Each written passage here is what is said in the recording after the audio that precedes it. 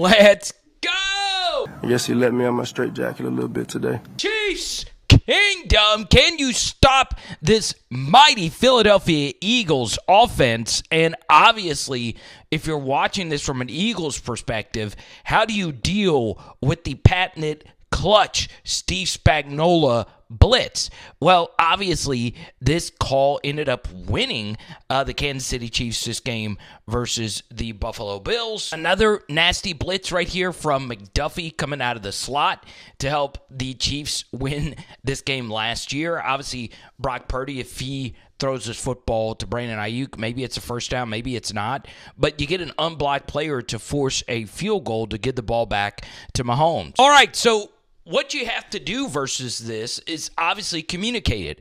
First off, you need to understand where you are on the field, okay? There's a lot more blitz equity when you get in this portion of the field, if you ask me, because if you get a sack, you're forcing them to kick a long field goal or just forcing them to punt. So what you need to do in this situation, crunch everything in the middle, and if there is pressure to be given up, don't let it come from the inside. You know, one thing that both of those blitzes had in common, the Super Bowl one and obviously the one before it, is that the blitz came from the interior. If you're going to give up pressure, have it be from the exterior, okay? And watch, the Bills actually do pick this one up correctly, and they actually do on two in-breakers get this complete to Amari Cooper, okay? Bang, first down, 3rd and 9, even though the ball is slightly behind him, that is a tough guard versus the man coverage defender. Now, the thing about this is obviously when you're throwing slants, you always worry about the zone blitzer that could back out. But if everybody is coming, right, there is going to be a hole, whether it's right over the middle of the defense or right here. So that's going to be absolutely positively massive. 3rd and 5. Guess what happens? The Eagles execute this to perfection. Now, it helps that you have Jason Kelce helping orchestrate all this. But outside of Kelce, this Eagles offensive line still very much intact from the Super Bowl a few years ago. And guess what? You have slant right here for a big gainer to Devonta Smith, but Jalen Hurts decides to go to the outside right here to A.J. Brown. Never a bad option.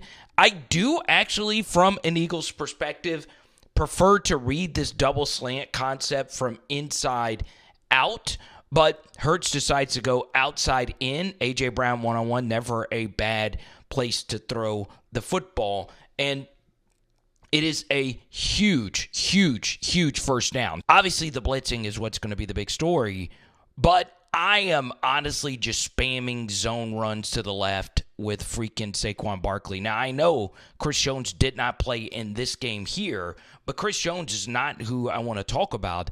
It's this secondary of Kansas City. They have been missing tackles, right? They have had their issues making guys come down. And, man, this is Jalen Warren. Could you imagine if it's Saquon Barkley?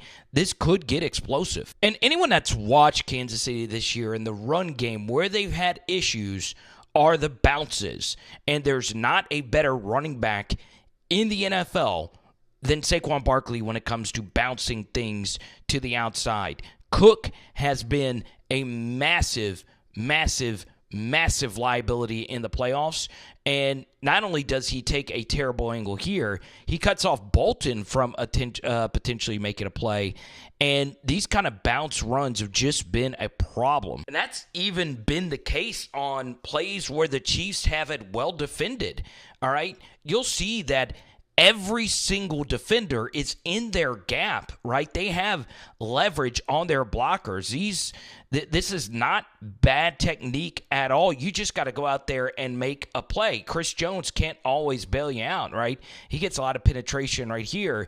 You've got to get off blocks and make plays. Amenahu, who's been really good in the run game, you just got to make that play. Saquon is going to make you pay on these bounce types of runs in the red zone in particular. All right, here we go. From just last week, this looks almost identical to the touchdown that you saw from Joe Mixon, just a very simple bounce read right here from Saquon, and he's able to score. So he can eliminate and eradicate your contain.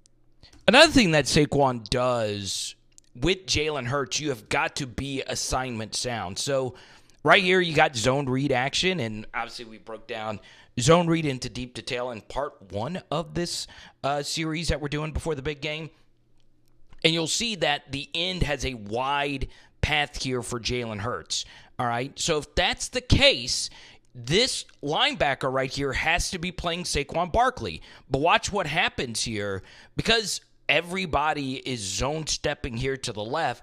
This backer is firing to the left, and this backer goes with Jalen Hurts. Watch him, okay? He runs with Jalen Hurts, and Saquon just has a wide open gap to run through, okay? Spags isn't going to be this poorly prepared, but that just shows you how Jalen Hurts also helps out Saquon, and you've got to make touchdown savers, and if you don't, you have to at the very least slow him down, and by slowing him down some, that did allow this play to not go for a touchdown, okay? Now, what's going to be interesting about that is Jalen Hurts, without Saquon Barkley in the backfield, eviscerated Kansas City with his legs, right?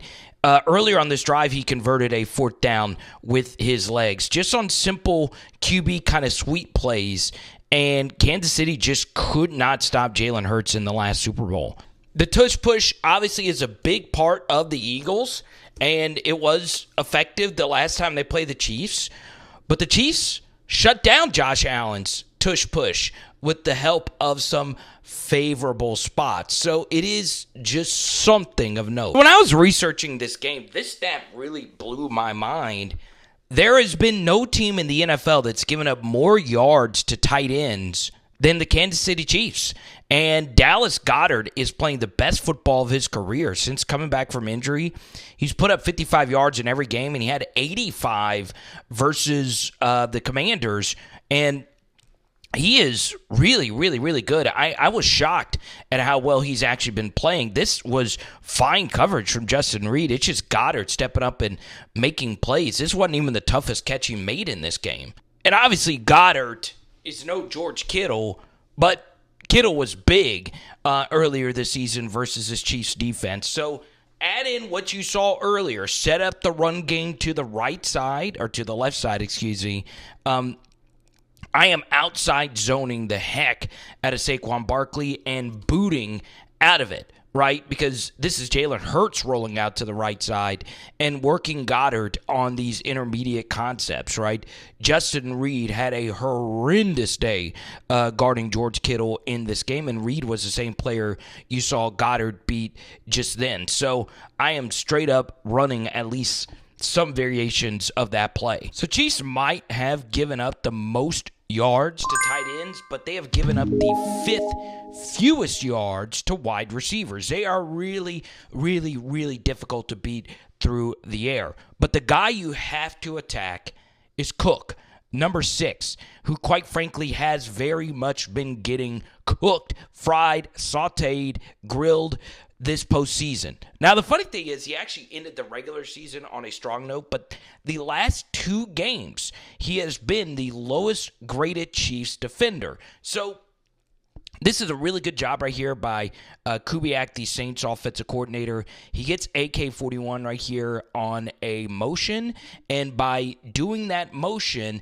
it's helping Derek Carr determine if this is going to be man or zone, because there is no defender that immediately gets on top of AK-41. He believes that this is going to be zone, middle of the field, open coverage, okay? So pre-snap, Derek Carr knows that the middle of the field is going to be open. So with Rashid Shaheed, who is faster but has a very similar skill set to Devonta Smith, watch what he does. He runs a corner post, all right, versus number 6, Cook, and it's a walk-in touchdown. Now, the funny thing about this is the protection wasn't really all that good, okay? Since this is a longer developing play, Dana, who's been a very good player for the Chiefs this year, look at when Derek Carr's actually throwing this. He's throwing this with a lot of anticipation and puts this ball right on the money to Rashid Shaheed for a walk-in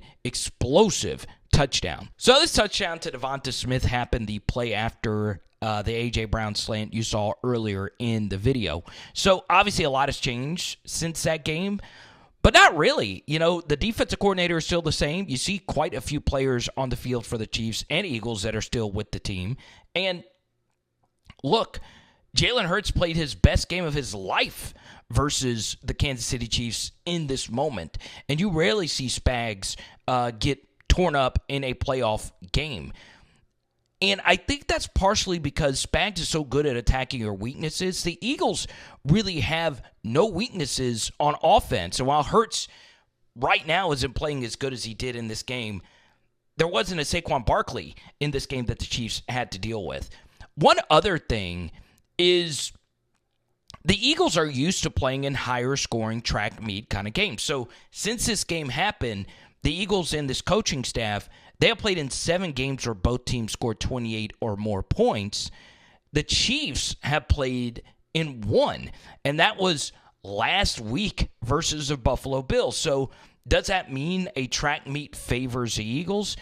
Maybe so, but I wouldn't put Mahomes winning a 45-42 game this time. So I still think Kansas City, I am still picking the Chiefs, but from top to bottom, I just feel the Eagles are the better team. I really, really, really do. I think they have more talent, but the Chiefs have number 15, Andy and Spags. So you guys let me know if there's any matchup that you feel the Eagles and Chiefs, one that we haven't broken down, and bang, floating in your face, this was part 1, Chiefs offense versus Eagles defense breakdown. It is Power Hour NFL. Boom.